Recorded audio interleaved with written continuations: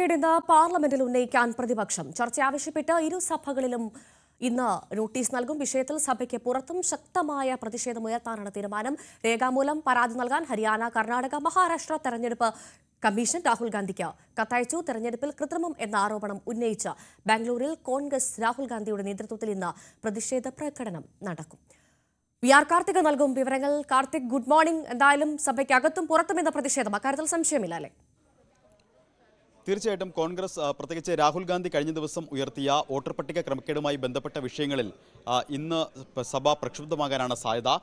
ബീഹാറിലെ വോട്ടർ പട്ടിക പരിഷ്കരണവുമായി ബന്ധപ്പെട്ട് കഴിഞ്ഞ ദിവസങ്ങളിൽ പാർലമെന്റിന്റെ ഇരുസഭകളിലും പ്രതിഷേധം ശക്തമായിരുന്നു. പാർലമെന്റിന് പുറത്തും ഈ വിഷയം ഉയർത്തി പ്രതിപക്ഷ കക്ഷികൾ പ്രതിഷേധം ശക്തമായി ഉയർത്തിക്കൊണ്ടുവരുന്ന ഘട്ടത്തിലാണ് ഇപ്പോൾ രാഹുൽ ഗാന്ധിയുടെ നേതൃത്വത്തിൽ കഴിഞ്ഞ ലോക്സഭാ തെരഞ്ഞെടുപ്പിലും പിന്നീട് നടന്ന നിയമസഭാ തെരഞ്ഞെടുപ്പുകളിലും വോട്ടർ പട്ടികയിൽ ക്രമക്കേട് നടന്നുവെന്നും കള്ള വോട്ട് ആരോപണം അടക്കം ഉന്നയിച്ചുകൊണ്ട് രംഗത്ത് വരുന്നത്. ഏതായാലും ഈ പശ്ചാത്തലത്തിൽ സഭയ്ക്കകത്തും പുറത്തും പ്രതിഷേധം ശക്തമാക്കാനാണ് തീരുമാനം.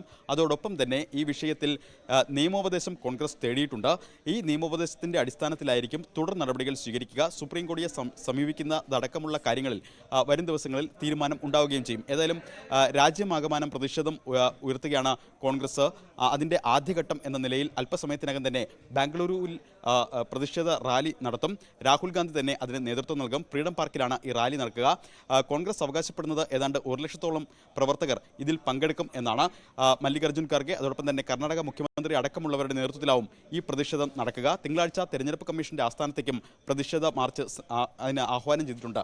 എന്തായാലും രാഹുൽ ഗാന്ധി കഴിഞ്ഞ ദിവസം തെളിവുകൾ നിരത്തി ഉയർത്തിയ വിഷയം സജീവമായി നിലനിർത്താനാണ് കോൺഗ്രസിന്റെ തീരുമാനം. ഈ വർഷാവസാനം ബീഹാറിൽ തെരഞ്ഞെടുപ്പാണ്. ബീഹാറിൽ വരുന്ന മാസങ്ങളിൽ ഇത് സംബന്ധിച്ച ഒരു സന്ദേശയാത്ര നടത്താനും, അതായത് ഈ വിഷയങ്ങളിൽ വോട്ടർ പട്ടികയുമായി ബന്ധപ്പെട്ട് ഉയർത്തിയ ക്രമക്കേടുമായി ബന്ധപ്പെട്ട വിഷയങ്ങൾ ജനങ്ങൾക്ക് മുന്നിൽ ചൂണ്ടിക്കാട്ടിക്കൊണ്ട് ഒരു സന്ദേശയാത്ര നടത്താനടക്കം പ്രതിപക്ഷ കക്ഷികൾ ആലോചിക്കുന്നു. മറ്റൊന്ന്, കഴിഞ്ഞ ദിവസം അത്താഴ വിരുന്നിൽ രാഹുൽ ഗാന്ധിക്ക് ഇന്ത്യ സഖ്യത്തിലെ പ്രമുഖ പാർട്ടികളെല്ലാം തന്നെ ഈ വിഷയത്തിൽ പിന്തുണ പ്രഖ്യാപിച്ചു. പ്രത്യേകിച്ച് സമീപകാലത്ത് കോൺഗ്രസുമായി ഇടഞ്ഞു നിന്ന തൃണമൂൽ കോൺഗ്രസും AAPയും അടക്കമുള്ള പാർട്ടികൾ പോലും ഈ വിഷയത്തിൽ കോൺഗ്രസിനൊപ്പം നിന്ന് പ്രതിഷേധിക്കാനാണ് ഇപ്പോൾ നിലവിൽ തീരുമാനിച്ചിരിക്കുന്നത്.